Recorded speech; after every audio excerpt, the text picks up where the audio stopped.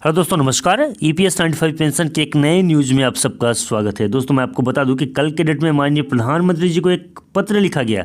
EPS 95 pension के उच्च pension के लिए एनएससी की टीम के द्वारा माननीय प्रधानमंत्री जी को एक बार फिर से पत्रों के माध्यम से ईपीएस 95 पेंशन की व्यथा बताई गई। पत्र में क्या लिखा है, ये देखते हैं और जानते हैं। सबसे पहले लिखा है, सेवा में माननीय श्री नरेंद्र मोदी जी, प्रधानमंत्री भारत सरकार, नई दिल्ली। महोदय, हमारी यह व्यथा यानी कि शिकायत सिर्फ आप और आपकी सरकार से है। हम शिकायत करें भी तो किससे करें? विडंबना और दुर्भाग्य यह है कि आधार पर हम कर्मचारियों की पेंशन वर्ष 2004 से खत्म कर दी गई।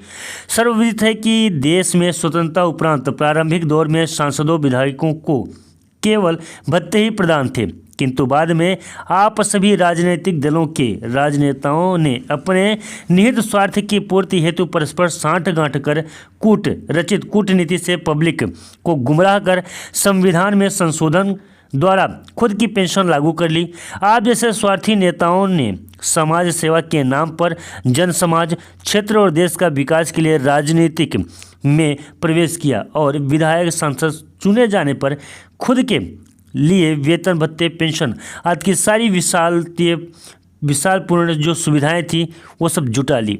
संविधान द्वारा प्रदत्त अधिकारियों का ऐसा दुरुपयोग कोई आप जैसे राजनेता से ही सीखे। महोदय, क्या आप बता सकते हैं कि जो पहले नंबर पे है कि आप राजनेताओं जैसे ही अन्य समाज सेवी, ग्राम प्रधानों, बीडीसी मेंबरों, जिला पंचायत व ब्लॉक के मुख्य आदि को भी आपकी भांति सारी सुविधाएं और पेंशन मिलती हैं? दूसरे नंबर में, क्या आप राजनेताओं जैसे अन्य समाज सेवियों को पेंशन और सरकारी सुविधाएं मिलती हैं? तीसरे नंबर पे है, कर्मचारियों को दी जाने वाली पेंशन कर्मचारियों और सरकार के योगदान से बने फंड से दी जाती हैं, अर्थात जो हम देते हैं उसी से सरकार के योगदान को मिला पाते हैं, जबकि सभी पूर्व और मौजूदा विधायकों और पूर्व सांसदों को उस संचित निधि से पेंशन दी जाती है, जिससे आप जैसे राजनेताओं का कोई भी योगदान नहीं होता है।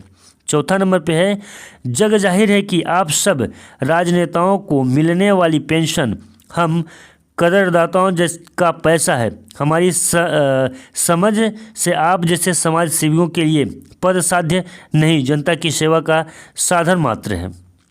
पांचवा नंबर पे है, विचारणीय है कि आप सभी राजनेताओं के प्रति लगभग 1,25,000 रुपये वेतन के साथ ही मुफ्त आवास, यात्रा, चिकित्सा, टेलीफोन आदि अन्य बहुत सी सुविधाएं मुहैया कराई जाती हैं। भत्ते के रूप में आपको निर्वाचन क्षेत्र, आकस्मिक खर्च, अन्य खर्चे एवं डीए आदि दिया जाता है। ऐसे ही मुख्यमंत्रियों, मंत्रियों, सांसदों और विधायकों को भी मनमाने ढंग से बहुत सारी सुविधाएं दी जाती हैं। जो छठे नंबर पे है, आप राजनेताओं ने अपने स्वेच्छारचित से एक दिन के लिए बिना सांसद व विधायकों को भी 20,000 लगभग प्रतिमाह पेंशन तय कर ली है, जबकि आपको पता है कि उन्हें किस तरह की पेंशन की ज़रूरत नहीं होती है। ऐसे सभी लोग अरबपति होते हैं जो सैकड़ों लोगों को नौकरी पर रख सकते हैं। जबकि कर्मचारियों की लंबी सेवा पूर्णता के बावजूद पेंशन समाप्त कर अंशदायी पेंशन की अनिवार्य व्यवस्था लागू कर दी गई है। आप राजनेताओं की कर्मचारियों के प्रति दमनकारी नीति के परिणाम स्वरूप पुराने सेवानिवृत्त कर्मचारियों को 900, 1,000 रुपये और वर्तमान में सेवानिवृत्त कर्मचारियों को 2,500 से 3,000 रुपये मात्र परिवार चलाने के लिए नई पेंशन दी जा रही है। आठवां नंबर पे है, सेवानिवृत्त कर्मचारियों की कटौतियां पता नहीं राजनेताओं को लाभान्वित करने वाली किन कंपनियों को जा रहा है, यह विदित नहीं है। इसमें भी कोई संदेह नहीं है कि एनपीएस भविष्य का सबसे बड़ा घोटाला सिद्ध होगा। 9वां नंबर है, ऐसा क्यों कि राजनेताओं की पेंशन संचित निधि से दी जाए और कर्मचारियों की पेंशन कंपनी का बाजार तय करे? क्या यह व्यवस्था भारतीय संविधान की अनुच्छेद 14 व 21 के विपरीत नहीं है? 10वां नंबर पे है, महोदय, आपकी पार्टी और आपके प्रचंड बहुमत की सरकार एक देश एक टैक्स का ढिंढोरा पीटते नहीं थक रही है कि एक टैक्स से राष्ट्रवाद को बढ़ावा मिलेगा। तो माननीय प्रधानमंत्री जी, एक देश का टैक्स से राष्ट्रवाद बढ़ता है तो एक देश में एक ही पेंशन से क्या राष्ट्रवाद कम होता है? 11वें नंबर पे है, महोदय यदि देश की सेवारत सेवानिवृत्त लाखों लाख कर्मचारियों को वेतन, पेंशन, भत्ता आदि देने से भारत सरकार की आर्थिक स्थिति खराब हो जाती है तो क्या तमाम वर्तमान व पूर्व सांसदों, विधायकों, मंत्रियों, मुख्यमंत्रियों को वेतन, पेंशन, बंगला गाड़ी, मुफ्त टेलीफोन, मुफ्त हवाई और रेल यात्रा, सस्ती कैंटीन आदि में अरबों रुपए खर्च करने से भी भारत की अर्थव्यवस्था मजबूत हो जाती है? 12वें नंबर पे है, भारत के लाखों सेवारत सेवानिवृत्त कर्मचारी व पब्लिक इस विषय पर आपका विचार जानना चाहती है कि क्या केवल लाल नीली बत्ती हटा देने से सरकार के खर्चे में कटौती हो जाएगी? 13वां नंबर पे है, वर्तमान में जब सभी टेलीफोन कंपनियां 349 रुपये में एक महीने मुफ्त कॉल व नेट की सुविधा दे रही है तो भारत सरकार अपने सांसदों, विधायकों और मंत्रियों को 15,000 रुपये टेलीफोन भत्ता किस लिए दे रही है? क्या देश की जनता मूर्ख है? 4थे नंबर पे, क्या आप और आपकी सरकार सुनियोजित और प्रायोजित षड्यंत्र के तहत कर्मचारियों पर आरोप लगाते हैं कि वे कामचोर और भ्रष्ट हैं, इसलिए आपने पेंशन बंद कर दी, समुचित वेतन नहीं बढ़ाया, अब वेतन आयोग को बंद कर रहे, अपने पूंजीपति भाइयों को खुश करने के लिए संस्था का निजीकरण करने का मुद्दा उठा रहे?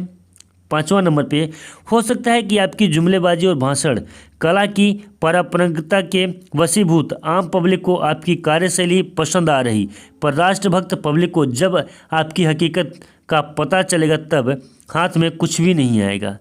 16वां नंबर पे है, बुनियादी स्वास्थ्य के बिना मरीज अस्पतालों के बाहर मरे मिलेंगे और बुनियादी शिक्षा के बिना भारत जैसे आधे नैनीहाल अशिक्षित रह जाएंगे।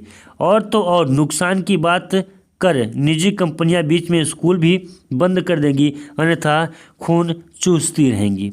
17वां नंबर पे है, सर्वविदित किसी संस्थान का मूल उद्देश्य लाभार्जन होता है। वे उन्हीं उद्योगों को हाथ में लेते हैं जहां लाभ अधिकतम और अनिश्चित हो। पब्लिक को समझाना होगा नौकरी को समाप्त किया जा रहा है।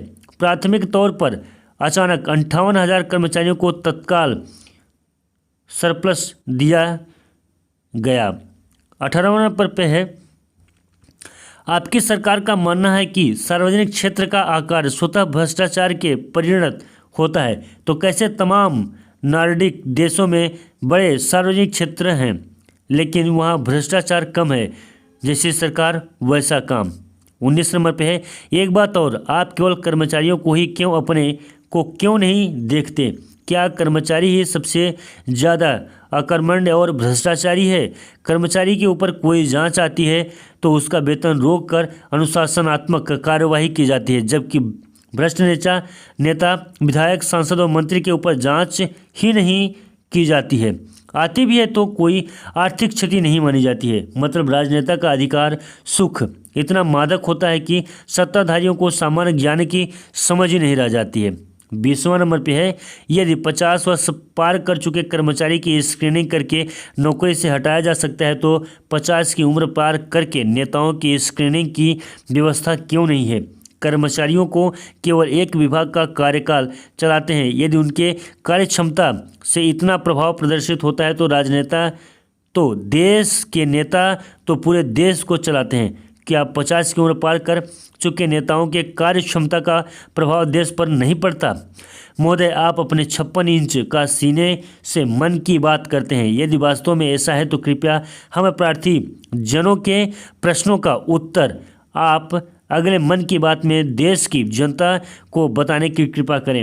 हम प्रार्थीजन आपके मन की बात के कार्यक्रम का बेसब्री से इंतजार करेंगे। सादर प्रार्थीजन समस्त कर्मचारी सेवानिवृत्त सेवारत। निवेदन, सभी सेवानिवृत्त कर्मचारी इसे ज़्यादा से ज़्यादा शेयर करें। ये हम सब और आप सभी परिवारों के सुरक्षित भविष्य के लिए अति आवश्यक है।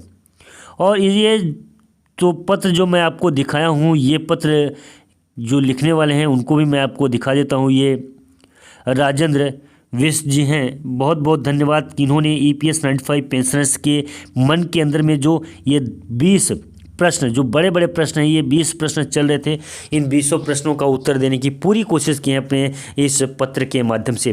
तो दोस्तों ये पत्र और ये जानकारी आपको कैसी लगी कमेंट में हमें ज़रूर बताइएगा। साथ ही साथ में अगर चैनल पर नए हैं, पहली बार आए हैं, तो चैनल को सब्सक्राइब कर बेल की घंटी को भी प्रेस कर लीजिएगा।